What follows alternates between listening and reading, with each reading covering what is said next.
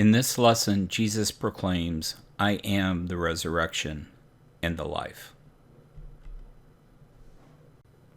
Now a certain man was sick, Lazarus of Bethany, the town of Mary and her sister Martha.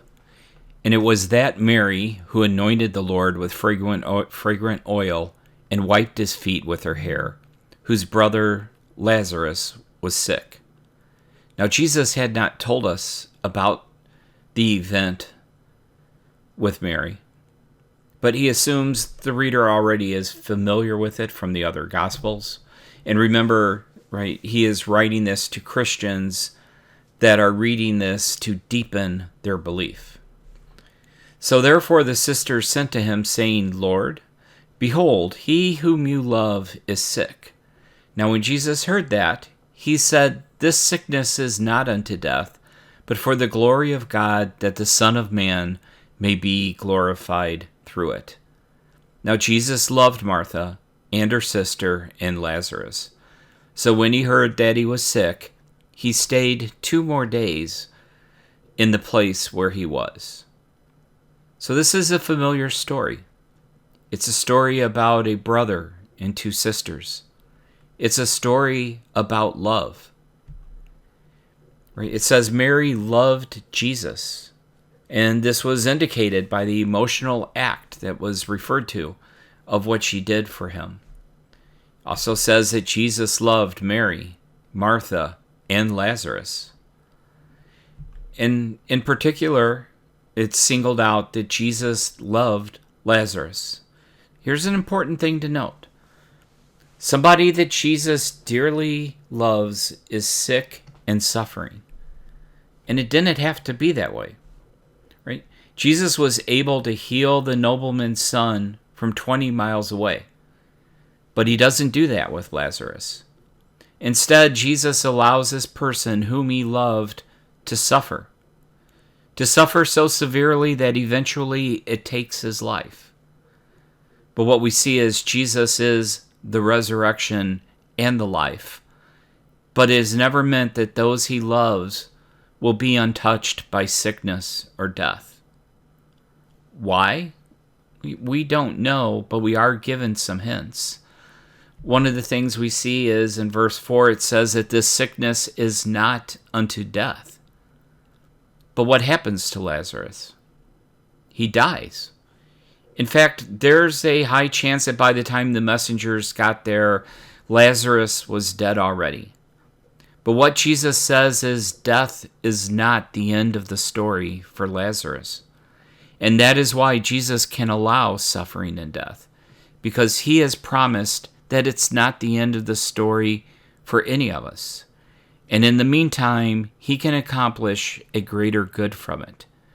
So Jesus said this sickness does not lead to death, but for the glory of God, that the Son of Man may be glorified through it. Right? Just like in John chapter 9, right, with the blind man, and the question was, who sinned? Right? What Jesus said it was that it was so that the works of God could be manifested in him. Jesus says that this was permitted so that God's glory can be revealed. And we may not always understand everything that God will do. But one of the things we also see is that Jesus works on his own timetable, not ours. For example, when we look at verse 6, it says that when he heard he was sick, he stayed 2 more days. Right. The old King James says, therefore. So think about what this says. Jesus loved Martha and her sister and Lazarus. Therefore, or so, because of his love, when he heard he was sick, he stayed 2 more days in the place he was. The reason Jesus did not come for Lazarus was specifically because the reason was he loved Mary, Martha, and Lazarus.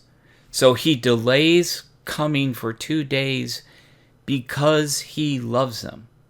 Right? When you love someone, right? Agape love. It means you're going to act in their best interest. So the reason he does not come and heal Lazarus and allows him to die is that there's something more important than physical life itself. Well, what could that be? We're being asked to trust God, to believe that God has a plan. And in his providence, he may have a different plan for us than what we think would be best for us. He may even allow terrible things to happen because he loves us, and a greater good may emerge from it. One thing to think about, what was Jesus doing these 2 days while he was waiting? Right? What was he thinking about? So let's come back to that later. So, after waiting for 2 days, Jesus then says to his disciples, "Let us go to Judea again." Now the disciples said to him, "Rabbi, lately the Jews sought to stone you, and are you going there again?" Right? Remember what has happened on the last 2 trips. Right? The Feast of Tabernacles, when he went there, they attempted to stone him. The Feast of Dedication, right? They were ready to stone him and they tried to arrest him, but he escaped. And now they're perplexed. Why do you even want to try to go near Jerusalem again? The very place where they're trying to put you to death. And Jesus' answer is, yes, that is where I want to go. And one thing we see is when Jesus acts, it may not always be what people ask him, right? Mary said, "We've run out of wine." But what does Jesus say? He says, "What does that have to do with me?" His brothers say you should go to the feast. And he tells them, "Well, you go on without me." Mary Martha said, "Come quickly." And instead, Jesus waits 2 days. He acts, but when he does, it's often on a different schedule than us. So Jesus answered and said, "Are there not 12 hours in the day? If anyone walks in the day, he does not stumble, because he sees the light of the world. But if one walks in the night, he stumbles because the light is not in him." Jesus said, there is an opportunity for me to work. While there is light, daylight, I still have works of my Father to complete. Something important I've not done yet, and now is the time. I must act, because the night, when the light is going to be removed, is coming soon. Now these things he said, and after that he said to them, "Our friend Lazarus sleeps, but I go that I may wake him up." What we've seen time and time again is Jesus says things and people don't exactly understand what Jesus is really saying. Remember the woman at the well, right? "I can give you water and you will never thirst." And she says, "Yes, give me that water," right? "So that I don't have to come back to this well again." Right? "Nicodemus, you must be born again." And his response is, "Well, how do I crawl back into a womb?" Right? They missed what he was actually saying. And he tells his disciples, it's time to wake up Lazarus. And his disciples said, "Lord, if he sleeps, he will get well." Right? If he was sick before and now he can rest, well, that's a good thing. That must mean he's getting better if he's able to rest finally. However, Jesus spoke of his death. But they thought that he was speaking about taking a rest and sleep. So Jesus said to them plainly, "Lazarus is dead." Right? He cleared up that confusion. And he said, "And I'm glad for your sakes that I was not there, that you may believe. Nevertheless, let us go to him." So this is an important thing that John is calling out here. Jesus said that he was glad he was not there. He was glad that he was not there to heal him. And Jesus is saying, I'm glad I was not there and that I permitted him to die. Well, why would he say that about somebody he loves? Jesus said, I'm glad for your sake that I was not there and that Lazarus has died.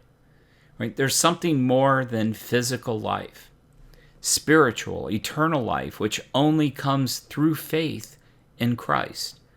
And the disciples needed to have their faith reinforced.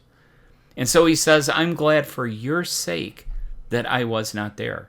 Right? He also didn't go because he loved them, was why he held off with Mary, Martha, and Lazarus. And his disciples, he said he also held off for their sake. But he says, let's go to him now. I have work to do so that you may believe. Well, wait a second. I thought his disciples already believed. Remember what Andrew had told Peter, right? We found the Christ. Nathanael declared that Jesus was the Son of God, that he was the King of Israel. But in John's Gospel, what we see is faith is like a cup. And people's cups are in different places. As Jesus performed signs, even though they believed and made these declarations, as Jesus performed signs, then his disciples believed when they saw the miracles. Right, in chapter 5, their faith continued to grow. And when all of the others turned away, Peter said, where are we to go? We have come to believe that you are the Christ, the Son of the living God. But their cup still was not as full as it needed to be. And Jesus says he's glad for their sake, so that you may believe, so that there is yet another opportunity to fill that cup up more, to get it where it needs to be. And Jesus said he did not go for the apostles' sake, but now he was going for their sake.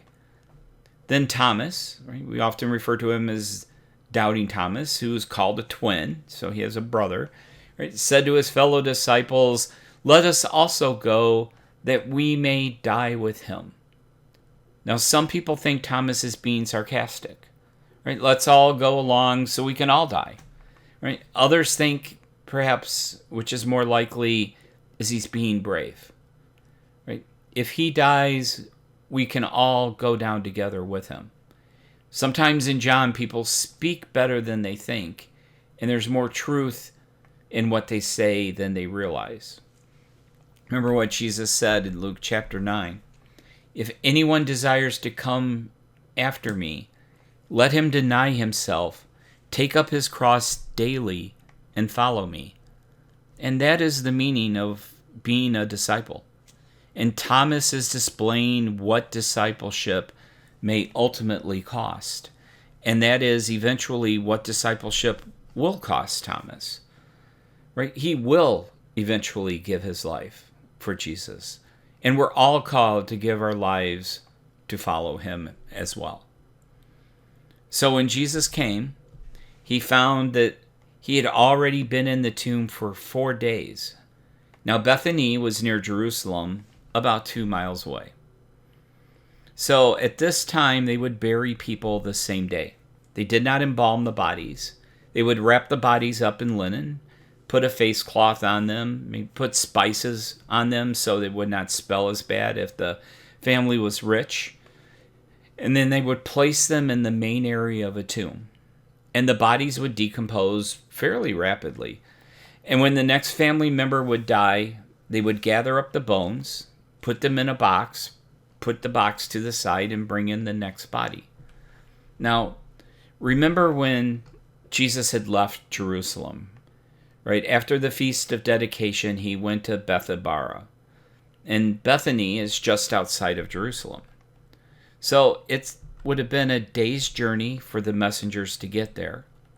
And we're told that Jesus had waited 2 days, right? And then a day's journey back. So 4 days. Now, this is not the only instance of Jesus raising the dead. Matthew, Mark, and Luke all tell us about Jairus and his daughter, and how Jairus had come to Jesus to bring him back to his house. and the news came that she had died, and Jesus went in and brought her back. In Luke chapter 7, we also have the account of the widow of Nain. And Jesus comes into town as a funeral procession is underway. Right? The son would have died earlier that day. Jesus touches the coffin that the pallbearers are carrying, and he rises. And there were cases, but these were cases where the person had just recently died. Many Jews believed that the soul kind of hung around the body for 1 to 2 days before departing. And then as decomposition kicks in, well, then the soul leaves and then it's over. Lazarus has been dead for 4 days. The body would have been rotting, decomposing. And this is not like the Princess Bride movie, where he is only partly dead. No, Lazarus was dead. There's no coming back from 4 days dead.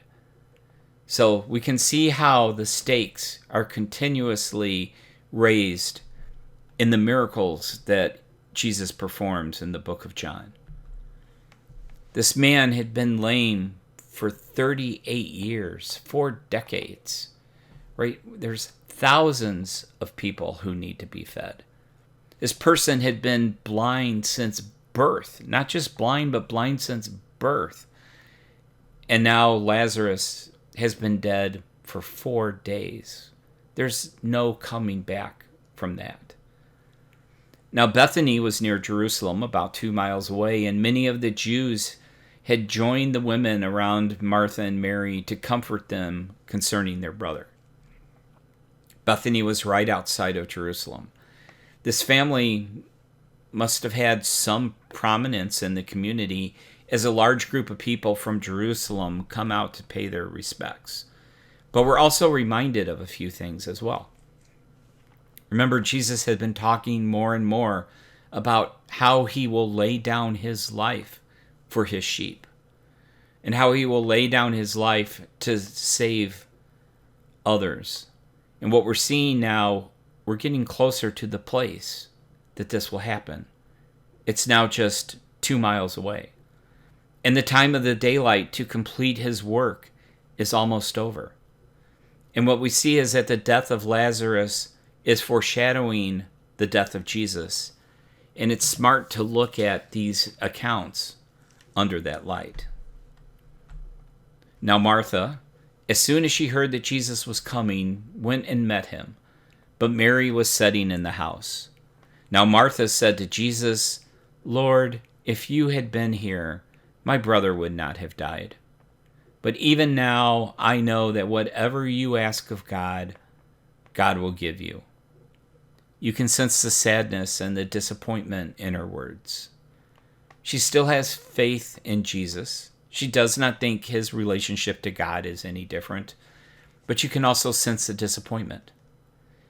Right? If things could have been different, then maybe, right? If you had been here, he might not have died. If we'd only gone to the doctor sooner, right? If we'd only been there to stop them. We all know what it means to say if, and we all know what it means to be disappointed. Right? We have faith in Jesus. We know he is the resurrection and the life. But what if? Jesus, what if you had been here with us? And Jesus said to her, "Your brother will rise again."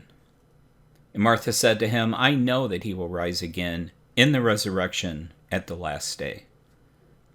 Martha understood Lazarus one day would be resurrected. She had been listening to what Jesus had been saying. In John chapter 6, Jesus had said that this is the will of him who sent me, that everyone who sees the Son and believes in him may have everlasting life, and I will raise him up at that last day. Jesus had made similar statements in other places as well. She had listened, and she had learned. John chapter 5, "Do not marvel at this, for the hour is coming, in which all who are in the graves will hear his voice and come forth." Mary understood one day that there will be a great resurrection and that all will be raised. Jesus said to her, I am the resurrection and the life. He who believes in me, though he may die, he shall live. And whoever lives and believes in me shall never die. Do you believe this?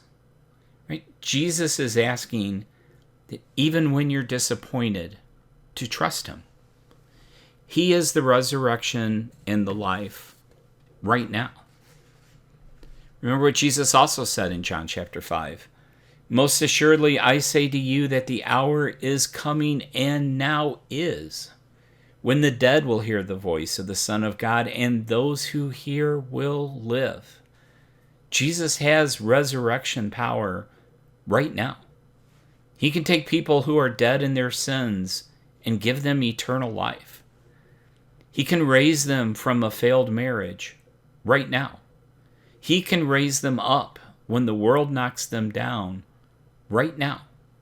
Not, I will be the resurrection and the life in the future, but I am the resurrection and the life right now. Martha, do you believe this? Do you believe that I can reach people right now? She said to him, Lord, I believe that you are the Christ, the Son of God, who has come into the world. Maybe you dropped the ball on this one, but I still have faith in you that you are who you said you are. And remember, this is why John wrote this gospel. These things are written so that you may believe that Jesus is the Christ, the Son of God, and that believing you may have life in his name. Martha believed the first half, but does she believe in Jesus' promise about life? Or does she need to have her cup filled up a little more? And when she had said these things, she went her way and secretly called Mary her sister, saying, the teacher has come and is calling for you. And as soon as she heard that, she quickly arose and came to him. Now Jesus had not yet come into town, but was in the place where Martha met him. Now the Jews who were with her in the house, comforting her, when they saw that Mary rose up quickly and went out, they followed her, saying, she is gone to the tomb to weep there. Then when Mary came where Jesus was and saw him, she fell down at his feet, saying to him, Lord, if you had been here, my brother would not have died. Exact same thing that Martha had said, but a different emotional response. Notice she falls at his feet. You can see the range of emotion between the two sisters. One of slight disappointment, right? What if you had been here? The other one of sorrow. If only you would have come sooner. And you can also see the emotions from the mourners. Therefore, when Jesus saw her weeping, and the Jews who came with her weeping, he groaned in the spirit and was troubled. We see two emotions that Jesus has. One is that he groaned in the spirit, and the other is that he was troubled. He groaned in the spirit. It means anger, indignation. He was angry as he sees Mary laying on the ground weeping. Some people think perhaps maybe he's angry that everyone is weeping, right? Or that these Jews were interfering in what would be a family affair. But Jesus sees all the people around her weeping. So much sorrow, such lack of faith. And this was not what he had created. Remember when God created man, he was meant to live forever. And he looked after he created him and saw that it was very good. But man sinned, and as a result of his sin, death was brought into this world. Right? He was most likely partly angry at the destruction that sin had brought in. But it also says that he was troubled. He was in anguish at the death of Lazarus. In John chapter 12, we also see similar wording as Jesus contemplates his own death. And it says that he was troubled. He was in anguish of what he was going to have to face. And as Jesus is there at the grave of Lazarus, he is both angry and in anguish. Well, why the mixed emotions? And what we see is because he is human like us. If there's ever a time to be angry, it's when a loved one is taken away. If there's ever a time for anguish, it's over the loss of those we want to be with and we can't. Just like we face death that way, with mixed emotions, so does Jesus. But whatever the reasons were that he was both angry and in anguish, right? Whatever the reasons was, we know it was not because he did not care. Right? We all face anger and disappointment when facing death. And we includes the Son of God, who was a man of sorrows. And he said to them, "Where have you laid him?" And they said to him, "Lord, come and see." This was the call to the early disciples. "Rabbi, where are you staying? Come and see." Right? Can anything good come out of Nazareth? Come and see. Right? When it comes to the source of our troubles, we tell Jesus, "Come and see." And they showed him the source of their troubles. And that was their brother had died. And Jesus wept. You can see the emotions of this event as you see the Word, the one who was with God and was God, weeping over what he was participating in. You can see the range of reactions from those witnessing this as well. The Jews said, "See how he loved him." They could see that Jesus truly had an emotional bond with Lazarus. And some of them said, "Could not this man who opened the eyes of the blind also kept this man from dying?" Now this is the other side of the group, right? Truly, Jesus loved this man. Right? If he could have really cured a man born blind that he supposedly did not know, couldn't he have done something so this man would not have died? Perhaps he's not all that he claims to be, or else he would not have permitted this to happen. Then Jesus, again, groaning in himself. Right? Remember, anger, indignation at the lack of faith. Anger knowing that he will shortly be on the other side of the stone as well, just like this, came to the tomb. Now it was a cave, and a stone lay against it. Jesus said, "Take away the stone." Now Martha, the sister of him who was dead, said to him, "Lord, by this time there is a stench, for he has been dead for 4 days." Right? "Lord, now is not the time to roll back the stone. His body has been rotting for 4 days.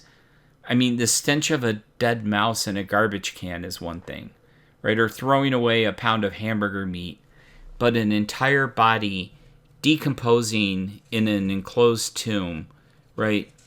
Things have just gone too far. Now is not the time to roll back the stone." Lazarus was dead. But remember, Jesus had said death was not the end of the story for Lazarus. Instead, through the death of Lazarus, God was going to be glorified. Now, in the next chapter, right, when we look at John chapter 12, Jesus says, "Now my soul is troubled." Right? He's in anguish. "What shall I say? Father, save me from this hour? But for this purpose I came to this hour. Father, glorify your name." And God responds, I have both glorified it and will glorify it again. Death would not be the end of the story for Jesus, but by his death, God would be glorified. And Jesus said to her, did I not say to you that if you would believe, you would see the glory of God? And they took away the stone from the place where the dead man was laying. Now, do you know what it does not say? It does not say, and a terrible stench arose from the tomb, because Lazarus had been dead for 4 days. Right? It should stink, but it doesn't. Now remember, when we started the chapter, it said that Mary and Martha that Jesus loved Mary, Martha, and Lazarus, and therefore he stayed for 2 days. Right? And Jesus lifted up his eyes and said, Father, I thank you that you have heard me. Maybe what Jesus was doing during those 2 days was praying. Praying for the Father to preserve the body of Lazarus, so that when the stone was removed, right? How would Jesus know his prayer had been answered? Because there wasn't a stench coming out of the tomb. Right? And what we see is Jesus is often working on our problems long before we realize it.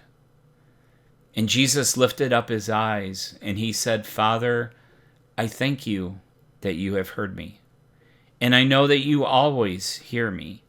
But because of the people who are standing by, I said this, that they may believe that you have sent me. Now when he had said these things, he cried with a loud voice, Lazarus, come forth. Now Jesus had to specify Lazarus, come forth, because the voice of the Son of God is so powerful that if he had not just limited it to Lazarus, then everyone from every grave would have risen. And he who died came out bound hand and foot with grave clothes, and his face was wrapped with the cloth. And Jesus said to them, loose him and let him go. One day Jesus will call us all to come forth from the graves. He is the resurrection and the life. Do you believe this?